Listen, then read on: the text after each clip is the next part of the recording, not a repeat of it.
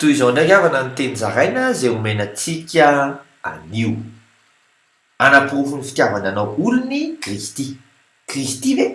misitona anao hiala amin'ny olana saika nandetika ako voasoratra amin'ny samoela faharoa toko faharoa amby roapolo andika fito amby folo amin'ny anarany jesosy hoe nanindrotra ny tanany avy tany ambony izy ka nandray ahy nanidina niala tamin'ny rano be izy manoana anao eo anatrehan'ny ady sarotra ako voasoratra amin'ny samoela faharoa toko faharoa amby roapolo andiny fahavalo amby folo sy fahasiny amby folo amin'ny anarany jesosy hoe namonjy ahy tamin'ny fahavaloko mahery izy sy tamin'izay nankalahy satria tsy leoko reny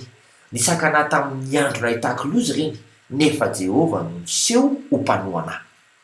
oporofo mpitiavany anao zany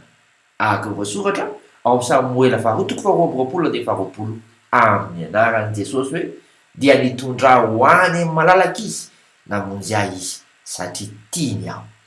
matoky vavaka isika kristy eo tena mpamonjy ahy ianao ary misaotra anao manohana sy manavitra eo anatrehan'ny ady atrehako amen mandra-piaona tompoko.